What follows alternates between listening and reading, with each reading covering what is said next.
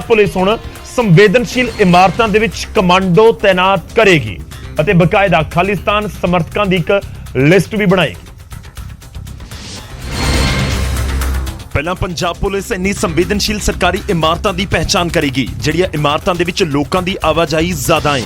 ਫਿਰ security review ਕੀਤੀ ਜਾਏਗੀ। ਪਲਾਨ ਹੈ ਕਿ ਸਿਕਿਉਰਿਟੀ ਦੀਆਂ 4 ਤੋਂ 5 ਕੈਟਾਗਰੀਜ਼ ਦੇ ਵਿੱਚ ਵੰਡ ਕੇ ਅਜਿਹੀਆਂ ਸਾਰੀਆਂ ਇਮਾਰਤਾਂ ਦੀ ਐਂਟਰੀ ਦੇ ਉੱਤੇ ਮੈਟਲ ਡਿਟੈਕਟਰ ਲਗਾਏ ਜਾਣਗੇ।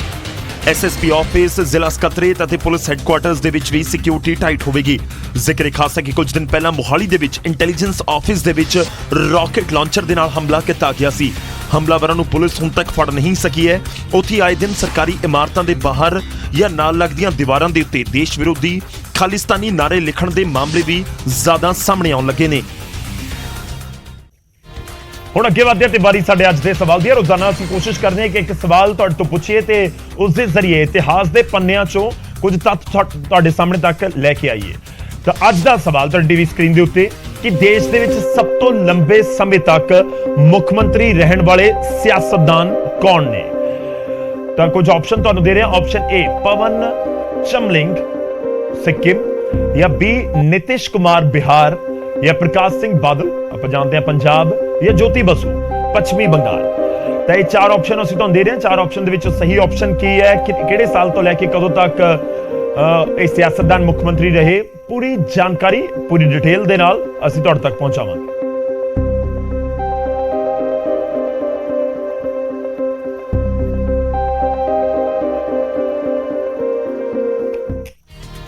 ਤਾਂ ਪ੍ਰੋਗਰਾਮ ਦੇ ਆਖਿਰ ਦੇ ਵਿੱਚ ਦੱਸਾਂਗੇ ਇਸ ਸਵਾਲ ਦਾ ਸਹੀ ਜਵਾਬ ਕੀ ਹੈ। ਹੁਣ ਅੱਗੇ ਵਧਦੇ ਹਾਂ ਤੇ ਗੱਲ 15 ਅਗਸਤ ਦੀ ਆਜ਼ਾਦੀ ਦਿਹਾੜਾ ਨੇੜੇ ਹੈ।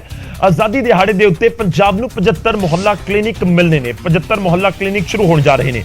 ਮੁੱਖ ਮੰਤਰੀ ਮਾਨ ਬੀਤੇ ਦਿਨੀ ਮੁਹੱਲਾ ਕਲੀਨਿਕ ਦਾ ਦੌਰਾ ਵੀ ਕਰਦੇ ਨਜ਼ਰ ਆਏ ਸੀ, ਪਰ ਮੁਹੱਲਾ ਕਲੀਨਿਕ ਨੂੰ ਲੈ ਕੇ ਵਿਰੋਧੀ ਆਮ ਆਦਮੀ ਪਾਰਟੀ ਤੇ ਸਵਾਲ ਚੁੱਕ ਰਹੇ ਨੇ। ਮੁਹੱਲਾ ਕਲੀਨਿਕ ਸੁਵਿਧਾ ਕੇਂਦਰ ਨੂੰ ਮੋਡੀਫਾਈ ਕਰਕੇ ਬਣਾਏ ਜਾ ਰਹੇ ਨੇ, ਜਿਸ ਨੂੰ ਲੈ ਕੇ ਅਕਾਲੀ ਦਲ ਨੇ ਸਰਕਾਰ ਦੇ ਉੱਤੇ ਗੰਭੀਰ ਇਲਜ਼ਾਮ ਲਗਾਏ ਤੇ RTI ਦਾ ਹਵਾਲਾ ਦੇ ਕੇ ਮੁਹੱਲਾ ਕਲੀਨਿਕ ਦੇ ਨਾਮ ਦੇ ਉੱਤੇ ਕਰੋੜਾਂ ਦੀ ਲੁੱਟ ਦਾ ਇਲਜ਼ਾਮ ਲਗਾਇਆ। ਨਾਲ ਹੀ ਸੁਵਿਧਾ ਕੇਂਦਰਾਂ ਦੇ ਉੱਤੇ ਰੰਗ ਫੇਰਨ ਨੂੰ ਲੈ ਕੇ ਵੀ ਸਵਾਲ ਖੜੇ ਕੀਤੇ ਜਾ ਰਹੇ ਨੇ।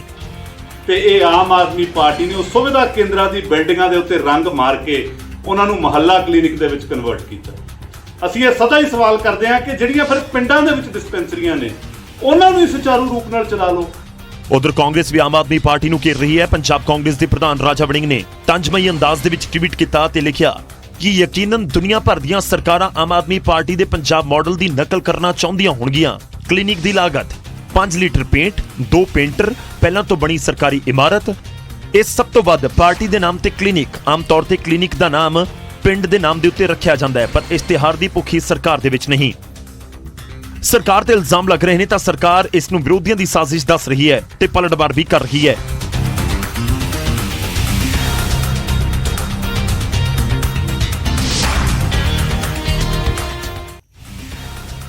ਤਾਂ 15 ਅਗਸਤ ਤੋਂ 75 ਮੁਹੱਲਾ ਕਲੀਨਿਕ ਸ਼ੁਰੂ ਕਰਨ ਦਾ ਦਾਅਵਾ ਕੀਤਾ ਜਾ ਰਿਹਾ, ਪਰ ਇਹ ਇਸ ਤੋਂ ਪਹਿਲਾਂ ਹੀ ਇਸ ਸਮੇਂ ਪੰਜਾਬ 'ਚ ਸਿਆਸਤ ਖੂਬ ਹੋ ਰਹੀ ਹੈ। ਅੱਗੇ ਵਧਦੇ ਤੇ ਗੱਲ ਸਰਕਾਰੀ ਹਸਪਤਾਲ ਦੀ ਕਰਾਂਗੇ। ਸਰਕਾਰੀ ਹਸਪਤਾਲ ਮੋਰਿੰਡਾ ਦੇ ਵਿੱਚ, ਰੋਪੜ ਜ਼ਿਲ੍ਹੇ ਦੇ ਵਿੱਚ ਪੈਂਦਾ ਕਸਬਾ ਮੋਰਿੰਡਾ ਦੇ ਵਿੱਚ ਸਿਹਤ ਮੰਤਰੀ ਉੱਥੇ ਪਹੁੰਚ ਗਏ, ਪਰ ਹਸਪਤਾਲ ਦੀ ਹਾਲਤ ਦੇਖ ਕੇ ਮੰਤਰੀ ਸਾਹਿਬ ਦਾ ਗੁੱਸਾ 7ਵੇਂ ਅਸਮਾਨ ਤੇ ਪਹੁੰਚ ਗਿਆ। ਸਰਕਾਰੀ ਹਸਪਤਾਲ ਦੇ ਅਧਿਕਾਰੀ ਹੱਥ ਦੇ ਵਿੱਚ ਗੁਲਦਸਤਾ ਲੈ ਕੇ ਸਿਹਤ ਮੰਤਰੀ ਚੌੜਾ ਮਾਜਰਾ ਦਾ ਸਵਾਗਤ ਕਰਨ ਦੇ ਲਈ ਖੜੇ ਸਨ, ਪਰ ਜਦੋਂ ਮੰਤਰੀ ਸਾਹਿਬ ਹਸਪਤਾਲ ਆਏ ਤਾਂ ਉਹਨਾਂ ਨੇ ਗੁਲਦਸਤਾ ਤਾਂ ਬਾਅਦ ਦੇ ਵਿੱਚ ਫੜਿਆ, ਪਹਿਲਾਂ SDM ਅਤੇ ਅਧਿਕਾਰੀਆਂ ਨੂੰ ਝਾੜ ਪਾ ਦਿੱਤੀ। ਕੋਈ ਸਾਡੇ ਕੋਲ ਸਫਾਈ ਸੇਵਕ ਹੈ ਸਰ, ਮੇਰੀ ਬੇਨਤੀ ਹੈ ਨਗਰ ਕੌਂਸਲ ਤੋਂ ਲੋਕ SDM ਸਾਹਿਬ ਤੁਹਾਡੇ ਲਵੇ ਖੜੇ, ਉਹਨਾਂ ਨੂੰ ਕਹੋ ਬਦਲਵੇਂ ਪ੍ਰਬੰਧ ਕਰਕੇ ਦੇਣਗੇ। ਦਰਅਸਲ ਮੰਤਰੀ ਸਾਹਿਬ ਦੇ ਗੁੱਸੇ ਦੀ ਵਜ੍ਹਾ ਹਸਪਤਾਲ 'ਚ ਬਣੇ ਰੂੜੀ ਵਰਗੇ ਹਾਲਾਤ ਸੀ, ਜਿੱਥੇ ਪਲੇਟਾਂ ਦੇ ਢੇਰ ਲੱਗੇ ਹੋਏ ਨੇ, ਸਫਾਈ ਦਾ ਕੋਈ ਇੰਤਜ਼ਾਮ ਨਹੀਂ ਤੇ ਨਾ ਹੀ ਉੱਥੇ ਘਾਹ ਵੱਢਿਆ ਗਿਆ ਹੈ। ਤੁਸੀਂ ਆਪ ਹੀ ਦੇਖੋ ਇਹਨੂੰ ਕੌਣ ਕਹੂਗਾ ਵੀ ਚੱਕਿਆ ਜਾਊਗਾ 1:30 ਵਜੇ, ਤਾਂ ਐਂ ਲੱਗਦਾ ਜਿਵੇਂ ਹਸਪਤਾਲ 'ਚ ਲੋਕ ਤਾਂ ਬਿਮਾਰੀਆਂ ਦੂਰ ਕਰਨ ਦੇ ਲਈ ਆਉਂਦੇ ਨੇ, ਪਰ ਸਾਬਕਾ ਮੁੱਖ ਮੰਤਰੀ ਦੇ ਜ਼ਿਲ੍ਹੇ ਦਾ ਸਰਕਾਰੀ ਹਸਪਤਾਲ ਬਿਮਾਰੀਆਂ ਨੂੰ ਕਿਤੇ ਨਾ ਕਿਤੇ ਸੱਦਾ ਦੇ ਰਿਹਾ ਹੈ। ਆ ਦੇਖੋ ਸਾਰਾ ਗੰਦ ਮੰਦ ਜਿਹੜਾ ਹੈ ਨਾ, ਆ ਜਿਹੜਾ ਹੈਗੇ ਨੇ ਆ ਸਾਰਾ ਆਲਾ ਦੁਆਲਾ ਜਦ ਤੱਕ ਹਸਪੀਟਲ ਦਾ ਸਾਫ਼ ਨਹੀਂ ਹੈ ਇਹਦਾ ਮਤਲਬ ਹੈ ਇੱਧਰ ਕੁਝ ਨਹੀਂ।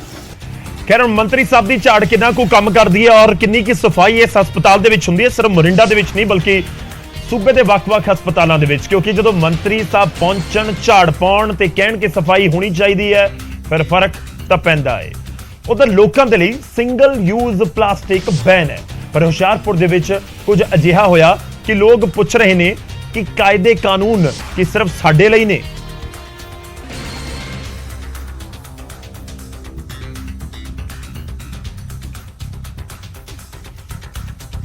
ਪਹਿਲੀ ਜੁਲਾਈ ਤੋਂ ਕੇਂਦਰ ਤੇ ਵਾਤਾਵਰਣ ਮੰਤਰਾਲੇ ਨੇ ਸਿੰਗਲ ਯੂਜ਼ ਪਲਾਸਟਿਕ ਤੇ ਬੈਨ ਲਗਾ ਦਿੱਤਾ ਹੋਇਆ ਹੈ। ਇਹ ਸਿੰਗਲ ਯੂਜ਼ ਭਾਵੇਂ ਲਿਫਾਫੇ ਹੋਣ ਜਾਂ ਫਿਰ ਡਿਸਪੋਜ਼ੇਬਲ ਪਲੇਟਾਂ, ਗਲਾਸ ਚਮਚੇ ਹੋਣ ਜਾਂ ਫਿਰ ਕੁਝ ਹੋਰ, ਇੱਕ ਵਾਰ ਵਰਤਿਆ ਜਾਣ ਵਾਲਾ ਪਲਾਸਟਿਕ ਬੈਨ ਹੈ। ਇਹ ਸਭ ਪਹਿਲੀ ਜੁਲਾਈ ਤੋਂ ਕੇਂਦਰ ਨੇ ਬੈਨ ਕਰ ਰੱਖਿਆ ਹੈ। ਪੰਜਾਬ ਸਰਕਾਰ ਨੇ ਵੀ ਬਕਾਇਦਾ ਨੋਟਿਸ ਜਾਰੀ ਕੀਤਾ, ਦੁਕਾਨਦਾਰਾਂ ਦੇ ਚਲਾਨ ਵੀ ਹੋਏ, ਪਰ ਪੰਜਾਬ ਦੇ ਕੈਬਨਿਟ ਮੰਤਰੀ ਖੁਦ ਇਸ ਰੂਲ ਨੂੰ ਅਣਦੇਖਾ ਕਰਦੇ ਹੋਏ ਦਿਖੇ। ਥਾਂ ਸੀ ਹੁਸ਼ਿਆਰਪੁਰ, ਜਿੱਥੇ ਅੰਬਾਂ ਵਾਲਾ ਮੇਲਾ ਲੱਗਿਆ ਹੋਇਆ ਸੀ। ਮੰਤਰੀ ਕੁਲਦੀਪ ਧਾਲੀਵਾਲ ਵੀ ਮਜ਼ੇ ਦੇ ਨਾਲ ਅੰਬਾਂ ਦਾ ਸਵਾਦ ਲੈ ਰਹੇ ਸਨ, ਪਰ ਨਾਲ ਪਏ ਡਿਸਪੋਜ਼ੇਬਲ ਗਲਾਸ ਮੰਤਰੀ ਸਾਹਿਬ ਦੀਆਂ ਅੱਖਾਂ ਤੋਂ ਓਲੇ ਰਹੇ। ਹਾਲਾਂਕਿ ਜਦੋਂ ਇਸ ਬਾਬਤ ਸਵਾਲ ਹੋਏ ਤਾਂ ਫੌਰਨ ਡਿਸਪੋਜ਼ੇਬਲ ਗਲਾਸਾਂ ਨੂੰ ਹਟਾ ਦਿੱਤਾ ਗਿਆ ਤੇ ਮੰਤਰੀ ਜੀ ਨੇ ਕਾਰਵਾਈ ਦੀ ਗੱਲ ਕਹਿ ਕੇ ਫਿਰ ਪੱਲਾ ਵੀ ਛੁਡਵਾਇਆ। ਤੁਹਾਡੇ ਇਸ ਫੰਕਸ਼ਨ ਦੇ ਵਿੱਚ ਪਲਾਸਟਿਕ ਦਾ ਯੂਜ਼ ਕੀਤਾ ਗਿਆ। ਹਾਂ, ਤੁਹਾਡੇ ਇਸ ਫੰਕਸ਼ਨ ਦੇ ਵਿੱਚ ਪਲਾਸਟਿਕ ਦਾ ਇਸਤੇਮਾਲ ਕੀਤਾ ਗਿਆ, ਜਦ ਕਿ ਸਰਕਾਰ ਨੇ ਪਲਾਸਟਿਕ ਬੰਦ ਕਰਤਾ ਹੈ। ਲੋਕਾਂ ਦੇ ਚਲਾਨ ਕੱਟੇ ਜਾ ਰਹੇ ਨੇ। ਕਿੱਥੇ ਜੀ? ਮੈਂ ਤਾਂ ਅੰਬ ਦੇ ਚਾਰ ਨਾਲ ਰੋਟੀ ਖਾਧੀ। ਜਿਹੜਾ ਸਰਵ ਹੋਇਆ ਸਾਰਾ ਪਲਾਸਟਿਕ ਦੇ ਸਮਾਨ ਸੀ। ਮੈਨੂੰ ਪਤਾ ਨਹੀਂ, ਉਹ ਪ੍ਰਬੰਧਕਾਂ ਨੂੰ ਪੁੱਛੋ, ਪਰ ਮੈਂ ਤਾਂ ਸੱਜੀ ਆਪ ਦੇਖੋ ਅੰਬ ਚੁੱਪੇ ਜੇ ਤੇ ਪਰੌਠਾ ਚਾਰ ਨਾਲ ਖਾਦਾ ਜੇ, ਨਾਲ ਠੰਡਾ ਖਾਦਾ ਜੇ। ਜੇ ਮੈਂ ਪਲਾਸਟਿਕ ਖਾਧੀ ਆ ਤਾਂ ਦੱਸ ਦਿਓ ਭਰਾ। ਆਮ ਲੋਕਾਂ ਦੇ ਚਲਾਨ ਕੱਟੇ ਜਾ ਰਹੇ, ਅਫਸਰ ਕਿਉਂ ਨਹੀਂ ਫੋਲੋ ਕਰ ਰਹੇ? ਨਹੀਂ ਕੋਈ ਨਹੀਂ, ਉਹਨਾਂ ਨੂੰ ਕਹਿੰਦੇ ਕਿ ਫਾਲੋ ਕਰ ਦਿਓ ਯਾਰ, ਕਾਂਗੇ ਖੈਰ, ਜਦੋਂ ਆਮ ਲੋਕਾਂ ਦੇ ਚਲਾਨ ਕੱਟੇ ਜਾਣ, ਖਾਸ ਤੌਰ ਤੇ ਰੇੜੀ ਫੜੀ ਵਾਲਿਆਂ ਦੇ ਵੀ ਚਲਾਨ ਹੋ ਰਹੇ ਹੁਣ ਹਜ਼ਾਰਾਂ ਰੁਪਏ ਦੇ, ਔਰ ਮੰਤਰੀ ਸਾਹਿਬ ਦੇ ਸਮਾਗਮ ਦੇ ਵਿੱਚ ਧੜੱਲੇ ਦੇ ਨਾਲ ਪਲਾਸਟਿਕ ਦਾ ਇਸਤੇਮਾਲ ਕੀਤਾ ਜਾ ਰਿਹਾ ਹੋਵੇ, ਫਿਰ ਫਰਕ ਤਾਂ ਪੈਂਦਾ ਹੈ। ਉਹਦਾ ਸੰਗਰੂਰ ਦੇ ਵਿੱਚ ਬੇਰੁਜ਼ਗਾਰਾਂ ਦੇ ਵੱਲੋਂ ਪ੍ਰਦਰਸ਼ਨ ਕੀਤਾ ਗਿਆ। ਪੀਟੀਆਈ ਯੂਨੀਅਨ ਦੇ ਵੱਲੋਂ ਸੀਐਮ ਦੀ ਰਿਹਾਇਸ਼ ਅੱਗੇ ਰੋਸ ਮੁਜ਼ਾਹਰਾ ਕੀਤਾ। ਜਿਨ੍ਹਾਂ ਨੂੰ ਰੋਕਣ ਦੇ ਲਈ ਪੁਲਿਸ ਨੇ ਕਰੀਬ 100 ਮੀਟਰ ਦੂਰ ਮੁੱਖ ਮੰਤਰੀ ਦੀ ਰਿਹਾਇਸ਼ ਤੋਂ ਬੈਰੀਕੇਡਿੰਗ ਕੀਤੀ ਹੋਈ ਸੀ, ਪਰ ਬੇਰੋਜ਼ਗਾਰ ਪੀਟੀ ਯੂਨੀਅਨ ਦੇ ਵੱਲੋਂ ਬੈਰੀਕੇਡਿੰਗ ਤੋੜ ਕੇ ਅੱਗੇ ਵਧਣ ਦੀ ਕੋਸ਼ਿਸ਼ ਕੀਤੀ ਗਈ ਤਾਂ ਪੁਲਿਸ ਨੇ ਪਹਿਲਾਂ ਉਹਨਾਂ ਨੂੰ ਲਾਠੀ ਦੇ ਸਹਾਰੇ ਰੋਕਿਆ, ਪਰ ਬੇਰੋਜ਼ਗਾਰ ਪੀਟੀ ਯੂਨੀਅਨ ਦਾ ਰੋਸ ਵਧਦਾ ਜਾ ਰਿਹਾ ਸੀ। ਇਸ ਦੌਰਾਨ ਪੁਲਿਸ ਤੇ ਪ੍ਰਦਰਸ਼ਨਕਾਰੀਆਂ ਦੇ ਵਿਚਾਲੇ ਝੜਪ ਵੀ ਹੋ ਗਈ। ਜਦੋਂ ਨਹੀਂ ਰੁਕੇ ਤਾਂ ਵਾਟਰ ਕੈਨਨ ਦਾ ਇਸਤੇਮਾਲ ਵੀ ਕੀਤਾ ਗਿਆ। ਐਦਾਂ ਪਾਲੇ ਅਸੀਂ ਹੁਣ ਉੱਠ ਕੇ ਜਾਵਾਂਗੇ। ਜਿਹੜੇ ਕਹਿੰਦੇ ਸੀ ਟੈਂਕੀ ਤੋਂ ਉੱਤਰ ਜੋ, ਸਭ ਤੋਂ ਪਹਿਲਾਂ ਰੁਜ਼ਗਾਰ ਦੇਾਂਗੇ, ਹੁਣ ਇਹ ਉਹੀ ਭਗਵੰਤ ਮਾਨ ਨੇ ਜਿਹੜੇ ਬੱਚਿਆਂ ਦੇ ਲਾਸ਼ਾਂ ਪਾ ਰਹੇ ਨੇ, ਪੈਟਰੋਲ ਪਵਾ ਰਹੇ ਨੇ। ਵਰਦੇ ਪਾਣੀ ਦੇ ਵਿੱਚ ਵੀ ਬੇਰੋਜ਼ਗਾਰ ਵਰਕਰ ਨਹੀਂ ਰੁਕੇ। ਜਿਵੇਂ ਜਿਵੇਂ ਪਾਣੀ ਦੀਆਂ ਬਛਾਣਾ ਤੇਜ਼ ਹੋ ਰਹੀਆਂ ਸਨ, ਉਵੇਂ ਉਵੇਂ ਪ੍ਰਦਰਸ਼ਨਕਾਰੀਆਂ ਦੇ ਨਾਅਰੇ ਵੀ ਤੇਜ਼ ਹੁੰਦੇ ਨਜ਼ਰ ਆ ਰਹੇ ਸੀ।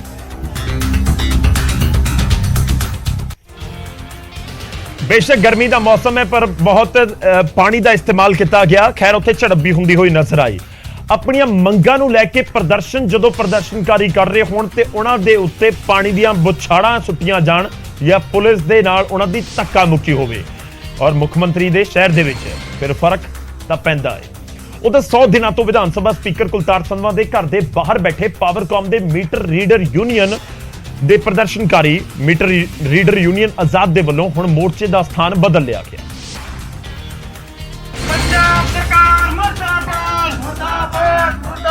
ਤੇ ਇਹ ਮੋਰਚਾ ਹੁਣ ਜੰਡਿਆਲਾ ਗੁਰੂ ਦੇ ਵਿੱਚ ਬਿਜਲੀ ਮੰਤਰੀ ਦੇ ਦਫ਼ਤਰ ਦੇ ਬਾਹਰ ਲਗਾਇਆ ਗਿਆ ਹੈ। ਉਹੀ ਨਾਰੇ, ਉਹੀ ਲੋਕ, ਬਸ ਹੁਣ ਥਾਂ ਬਦਲ ਗਈ ਹੈ ਤੇ ਉਸੇ ਤਰ੍ਹਾਂ ਟੈਂਟ ਲਗਾਇਆ ਗਿਆ। ਹਰਭਜਨ ਸਿੰਘ ਈਟੀਓ ਦੇ ਦਫ਼ਤਰ ਦੇ ਅੱਗੇ ਮੀਟਰ ਰੀਡਰ ਯੂਨੀਅਨ ਦੇ ਆਗੂ ਧਰਨੇ ਤੇ ਬੈਠ ਗਏ।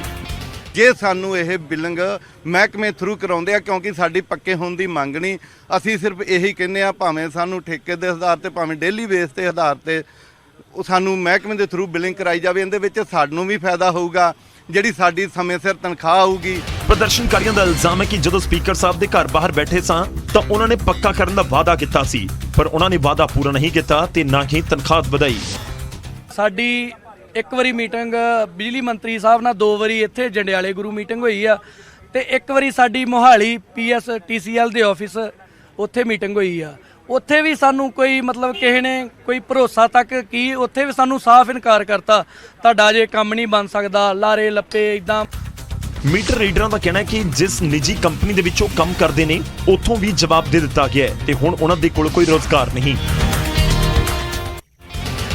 ਯਾਰ, ਦਾਅਵਾ ਕੀਤਾ ਜਾ ਰਿਹਾ ਨਾ ਪ੍ਰਦਰਸ਼ਨਕਾਰੀਆਂ ਦੇ ਵੱਲੋਂ ਕਿ ਸਾਨੂੰ ਤਾਂ ਵਾਅਦਾ ਕੀਤਾ ਗਿਆ ਸੀ ਕਿ ਤੁਹਾਨੂੰ ਨੌਕਰੀ ਮਿਲੇਗੀ। ਖੈਰ, ਵਾਅਦੇ ਦੇ ਵਿਚਾਲੇ ਇਹ ਵੀ ਹੋਇਆ ਜੋ ਇਹਨਾਂ ਦਾ ਦਾਅਵਾ ਹੈ ਕਿ ਉਹਨਾਂ ਦਾ ਤਾਂ ਰੋਜ਼ਗਾਰ ਚਲਾ ਗਿਆ। ਜਿਸ ਪ੍ਰਾਈਵੇਟ ਕੰਪਨੀ ਲਈ ਉਹ ਕੰਮ ਕਰ ਰਹੀ ਸੀ, ਉਸ ਕੰਪਨੀ ਨੇ ਵੀ ਹੁਣ ਇਹਨਾਂ ਨੂੰ ਕੱਢ ਦਿੱਤਾ ਹੈ। ਤਾਂ ਰੋਜ਼ੀ ਰੋਟੀ ਦਾ ਸਵਾਲ ਬਹੁਤ ਵੱਡਾ ਹੈ ਔਰ ਇਸ ਵਿਚਾਲੇ ਹੁਣ ਸਰਕਾਰ ਕੀ ਐਕਸ਼ਨ ਲੈਂਦੀ ਹੈ, ਦੇਖਣਾ ਹੋਏਗਾ। ਉਹਦਾ ਸਾਬਕਾ ਕਾਂਗਰਸ ਮੰਤਰੀ ਸੰਗਤ ਸਿੰਘ ਗਿਲਜੀਆਂ ਦੀ ਗ੍ਰਿਫਤਾਰੀ ਤੇ 13 ਸਤੰਬਰ ਤੱਕ ਰੋਕ ਲਗਾ ਦਿੱਤੀ ਗਈ। ਪਿਛਲੀ ਸੁਣਵਾਈ ਦੇ ਵਿੱਚ ਹਾਈ ਕੋਰਟ ਨੇ ਸਰਕਾਰ ਤੋਂ ਕੇਸ ਦੀ ਸਟੇਟਸ ਰਿਪੋਰਟ ਮੰਗਦੇ ਹੋਏ ਗ੍ਰਿਫਤਾਰੀ ਦੇ ਉੱਤੇ 25 ਜੁਲਾਈ ਤੱਕ ਰੋਕ ਲਗਾ ਦਿੱਤੀ ਸੀ। ਹਾਈ ਕੋਰਟ ਨੇ ਉਸੇ ਦਿਨ ਸਾਬਕਾ ਮੰਤਰੀ ਨੂੰ ਅੰਤਰਿਮ ਰਾਹਤ ਦਿੱਤੀ ਸੀ। ਹੁਣ ਸਰਕਾਰ ਨੇ ਜਵਾਬ ਦਾਖਲ ਕਰਨ ਦੇ ਲਈ ਸਮਾਂ ਮੰਗਿਆ ਹੈ, ਜਿਸ ਤੋਂ ਬਾਅਦ ਹਾਈ ਕੋਰਟ ਨੇ 2 ਹਫ਼ਤੇ ਦੇ ਵਿੱਚ ਜਵਾਬ ਦੇਣ ਦੇ ਲਈ ਕਿਹਾ ਹੈ ਅਤੇ ਗਿਲਜੀਆਂ ਦੀ ਗ੍ਰਿਫਤਾਰੀ ਤੇ 13 ਸਤੰਬਰ ਤੱਕ ਰੋਕ ਲਗਾ ਦਿੱਤੀ ਗਈ ਹੈ। ਦੱਸ ਦਈਏ ਕਿ ਵਿਜੀਲੈਂਸ ਬਿਊਰੋ ਨੇ ਕਾਂਗਰਸ ਸਰਕਾਰ ਦੇ ਸਮੇਂ ਹੋਏ ਜੰਗਲਾਤ ਘੁਟਾਲੇ ਦੇ ਵਿੱਚ ਮੋਹਾਲੀ 'ਚ ਇੱਕ ਕੇਸ ਦਰਜ ਕੀਤਾ। ਇਸ ਦੇ ਵਿੱਚ ਸਾਬਕਾ ਮੰਤਰੀ ਸਾਧੂ ਸਿੰਘ ਧਰਮਸੋਤ ਨੂੰ ਗ੍ਰਿਫਤਾਰ ਕੀਤਾ ਜਾ ਚੁੱਕਾ ਹੈ। ਇਸੇ ਮਾਮਲੇ 'ਚ ਸੰਗਤ ਸਿੰਘ ਗਿਲਜੀਆਂ ਨੂੰ ਵੀ ਨਾਮਜ਼ਦ ਕੀਤਾ ਗਿਆ ਹੈ। ਜਿਵੇਂ ਹੀ ਕੇਸ ਦੇ ਵਿੱਚ ਨਾਮ ਹੋਣ ਦੀ ਭਿਣਕ ਲੱਗੀ ਤਾਂ ਗਿਲਜੀਆਂ ਅੰਡਰਗਰਾਉਂਡ ਹੋ ਗਏ, ਜਿਸ ਤੋਂ ਬਾਅਦ ਉਹਨਾਂ ਨੇ ਹਾਈ ਕੋਰਟ ਦੇ ਵਿੱਚ ਪਟੀਸ਼ਨ ਦਾਖਲ ਕਰ ਦਿੱਤੀ। ਇਸ ਮਾਮਲੇ 'ਚ ਵਿਜੀਲੈਂਸ ਨੇ ਸਾਬਕਾ ਮੰਤਰੀ ਸੰਗਤ ਸਿੰਘ ਗਿਲਜੀਆਂ ਦੇ ਭਤੀਜੇ ਦਲਜੀਤ ਗਿਲਜੀਆਂ ਨੂੰ ਵੀ ਚੰਡੀਗੜ੍ਹ ਤੋਂ ਗ੍ਰਿਫਤਾਰ ਕੀਤਾ ਸੀ। ਤਾਂ ਗ੍ਰਿਫਤਾਰੀ ਦੀ ਤਲਵਾਰ ਤਾਂ ਲਾਜ਼ਮੀ ਤੌਰ ਤੇ ਸਾਬਕਾ ਮੰਤਰੀ ਦੇ ਉੱਤੇ ਲਟਕ ਰਹੀ ਹੈ, ਪਰ ਫਿਲਹਾਲ 13 ਸਤੰਬਰ ਤੱਕ ਜ਼ਰੂਰ ਰਾਹਤ ਮਿਲ ਚੁੱਕੀ ਹੈ। ਹੁਣ ਅਗਲੀ ਖਬਰ ਦਾ ਰੁਖ ਕਰਦੇ ਹਾਂ। ਖਬਰ ਹੈ ਸ਼੍ਰੀ ਹਰਗੋਬਿੰਦਪੁਰ ਤੋਂ। ਸ਼੍ਰੀ ਹਰਗੋਬਿੰਦਪੁਰ ਦੇ ਵਿਧਾਇਕ ਚੇਤਾਵਨੀ ਦੇ ਰਹੇ ਨੇ ਤੇ ਚੇਤਾਵਨੀ ਦਿੱਤੀ ਜਾ ਰਹੀ ਹੈ ਮੁਲਾਜ਼ਮਾਂ ਨੂੰ। ਵਿਧਾਇਕ ਸਾਹਿਬ ਨੇ ਸਬ ਤਹਿਸੀਲ ਦੇ ਵਿੱਚ ਚੈਕਿੰਗ ਕੀਤੀ ਤੇ ਇਸ ਚੈਕਿੰਗ ਦੌਰਾਨ ਸਰਕਾਰੀ ਅਧਿਕਾਰੀਆਂ ਨੂੰ ਉਹਨਾਂ ਨੇ ਤਾੜਨਾ ਵੀ ਕੀਤੀ ਤੇ ਤਾੜਨਾ ਕੀਤੀ ਕਿ ਜੇਕਰ ਕੰਮ ਦੇ ਵਿੱਚ ਕਿਸੇ ਤਰ੍ਹਾਂ ਦੀ ਵੀ ਕੋਈ ਵੀ ਕੋਤਾਹੀ ਵਰਤੀ ਗਈ ਤਾਂ ਫਿਰ ਤਬਾਦਲਾ ਹੋ ਜਾਏਗਾ। ਤਬਾਦਲਾ ਸ਼੍ਰੀ ਹਰਗੋਬਿੰਦਪੁਰ ਤੋਂ ਸਿੱਧਾ ਬਠਿੰਡਾ ਦਾ। ਸ਼੍ਰੀ ਹਰਗੋਬਿੰਦਪੁਰ ਤੋਂ ਆਮ ਆਦਮੀ ਪਾਰਟੀ ਦੇ ਵਿਧਾਇਕ ਐਡਵੋਕੇਟ ਅਮਰਪਾਲ ਸਿੰਘ ਦੇ ਵੱਲੋਂ ਇਹ ਤਾੜਨਾ ਜਿਹੜੇ ਉੱਥੇ ਸਰਕਾਰੀ ਮੁਲਾਜ਼ਮ ਸੀ ਉਹਨਾਂ ਨੂੰ ਕੀਤੀ ਗਈ। ਕੋਈ ਮੁਸ਼ਕਲ ਆਉਂਦੀ ਆ ਤਾਂ ਮੈਨੂੰ ਦੱਸੋ ਤੇ ਜੇ ਮੇਰੀ ਪਬਲਿਕ ਨੂੰ ਮੁਸ਼ਕਲ ਆਈ ਤੇ ਫਿਰ ਮੈਂ ਉਹ ਕਰਾਂਗਾ ਜੋ ਤੁਸੀਂ ਸੋਚ ਵੀ ਨਹੀਂ ਸਕਣਾ। ਅੱਗੇ ਤੇ ਮੈਂ ਇਹ ਕਹਿੰਦਾ ਵੀ ਜਿੱਥੇ ਤੁਸੀਂ ਕਹਿੰਦੇ ਉੱਥੇ ਬਦਲੀ ਮੈਂ ਕਰਾ ਦੂੰਗਾ, ਜਿੱਥੇ ਤੁਸੀਂ ਕਹੋਗੇ ਜਿਹੜਾ ਸਟੇਸ਼ਨ ਲੈਣਾ ਲੈ ਲਓ, ਮੈਂ ਇਹ ਕਹਿੰਦਾ ਫਿਰ ਮੈਂ ਸਟੇਸ਼ਨ ਆਪਣੀ ਮਰਜ਼ੀ ਨਾਲ ਦਊਂਗਾ ਬਠਿੰਡੇ ਦਾ ਤੇ ਜਾਂ ਫਿਰ ਇਹ ਨਹੀਂ ਕਰ ਸਕਦਾ ਮੈਂ ਹੋਰ ਤਰੀਕਿਆਂ ਨਾਲ, ਮੈਂ ਕਿਸੇ ਨੂੰ ਮਾਫ ਤੇ ਦੇਣਾ ਨਹੀਂ। ਇਹ ਚੀਜ਼ ਦਾ ਧਿਆਨ ਰੱਖਣਾ ਹੈ ਖਾਸ ਕਰਕੇ। ਤੇ ਜੇ ਤੁਹਾਨੂੰ ਕੋਈ ਤਾਂ ਵਿਧਾਇਕ ਸਾਹਿਬ ਦੱਸ ਰਹੇ ਨੇ ਕਿ ਮੈਨੂੰ ਗੁੱਸਾ ਵੀ ਆ ਸਕਦਾ ਹੈ, ਇਹੀ ਕਹਿਣ ਦਾ ਉਹਨਾਂ ਦੇ ਮਤਲਬ ਹੈ ਤੇ ਇਹ ਵੀ ਕਹਿ ਰਹੇ ਨੇ ਕਿ ਜੇਕਰ ਮੈਂ ਫਿਰ ਐਕਸ਼ਨ ਲਵਾਂਗਾ ਤਾਂ ਮੇਰਾ ਐਕਸ਼ਨ ਤੁਸੀਂ ਅੰਦਾਜ਼ਾ ਲਗਾ ਲਓ। ਖੈਰ ਬਦਲੀ ਵੀ ਕਰਵਾ ਦਿੰਦੇ ਨੇ ਵਿਧਾਇਕ ਸਾਹਿਬ, ਇਹ ਵੀ ਉਹਨਾਂ ਦੇ ਵੱਲੋਂ ਤਰਕ ਦਿੱਤਾ ਜਾ ਰਿਹਾ ਕਿ ਬੋਲੋ ਬਦਲੀ ਚਾਹੀਦੀ ਕਿੱਥੇ ਹੈ, ਪਰ ਕੰਮ ਜ਼ਰੂਰ ਤੁਸੀਂ ਕਰਦੇ ਰਹੋ। ਖੈਰ ਜਦੋਂ ਵਿਧਾਇਕ ਸਾਹਿਬ ਸਖਤ ਲਹਿਜ਼ੇ ਦੇ ਵਿੱਚ ਚੇਤਾਵਨੀ ਦੇਣ ਸਰਕਾਰੀ ਮੁਲਾਜ਼ਮਾਂ ਨੂੰ, ਫਿਰ ਫਰਕ ਤਾਂ ਪੈਂਦਾ ਹੈ। ਉਧਰ ਫਿਰੋਜ਼ਪੁਰ ਪੁਲਿਸ ਦੇ ਇੱਕ ਇੰਸਪੈਕਟਰ ਅਤੇ 2 ਕਾਂਸਟੇਬਲ ਨੂੰ ਬਰਖਾਸਤ ਕਰ ਦਿੱਤਾ ਗਿਆ। ਕਿ ਫਿਰੋਜ਼ਪੁਰ ਦੇ ਵਿੱਚ ਕੁਝ ਦਿਨ ਪਹਿਲਾਂ 2 ਨਸ਼ਾ ਤਸਕਰਾਂ ਨੂੰ 1 ਕਿਲੋ ਹੈਰੋਇਨ ਅਤੇ 5 ਲੱਖ ਦੀ ਡਰਗ ਮਨੀ ਦੇ ਨਾਲ ਗ੍ਰਿਫਤਾਰ ਕੀਤਾ ਗਿਆ ਸੀ, ਪਰ ਇਲਜ਼ਾਮ ਨੇ ਕਿ ਇਹਨਾਂ ਨਸ਼ਾ ਤਸਕਰਾਂ ਦੇ ਕੋਲੋਂ 86 ਲੱਖ ਰੁਪਏ ਸਨ ਜੋ 5 ਲੱਖ ਰਹਿ ਗਏ। ਅੱਜ ਪੰਜਾਬ ਪੁਲਿਸ ਨੇ 3 ਪੁਲਿਸ ਆਫੀਸਰਸ ਨੂੰ ਨੌਕਰੀ ਤੋਂ ਡਿਸਮਿਸ ਕੀਤਾ ਹੈ ਆਰਟੀਕਲ 311 ਦੇ ਵਿੱਚ in light of directions from the chief minister on zero tolerance towards corruption। ਇਹ 3 ਪੁਲਿਸ ਅਫਸਰ ਫਿਰੋਜ਼ਪੁਰ ਡਿਸਟ੍ਰਿਕਟ ਦੇ ਸੀਗੇ। ਇਹਨਾਂ ਨੇ 2 ਲੋਕਾਂ ਨੂੰ ਫਾਲਸਲੀ ਇੰਪਲੀਕੇਟ ਕੀਤਾ ਸੀ ਇਨ ਐਨ NDPS ਡਰਗ ਕੇਸ ਤੇ ਉਹਨਾਂ ਤੋਂ ਹਿਊਜ ਅਮਾਉਂਟ ਆਫ ਮਨੀ ਐਕਸਟੋਰਟ ਕੀਤਾ ਸੀ। ਮਾਮਲੇ ਨੇ ਤੂਲ ਫੜਿਆ ਤਾਂ ਪੁਲਿਸ ਦੇ ਵੱਡੇ ਅਧਿਕਾਰੀ ਰਡਾਰ ਦੇ ਉੱਤੇ ਆ ਗਏ। ਹੁਣ ਇਹਨਾਂ ਦੇ ਖਿਲਾਫ ਵੀ ਥਾਣੇ ਦੇ ਵਿੱਚ ਮਾਮਲਾ ਦਰਜ ਹੋ ਗਿਆ ਹੈ। ਇਸ FIR ਦੇ ਵਿੱਚ 4 ਪੁਲਿਸ ਅਧਿਕਾਰੀਆਂ ਦੇ ਨਾਮ ਨੇ। ਮਾਮਲੇ ਦੀ ਜਾਂਚ ਲਈ SIT ਵੀ ਬਣਾ ਦਿੱਤੀ ਗਈ ਹੈ।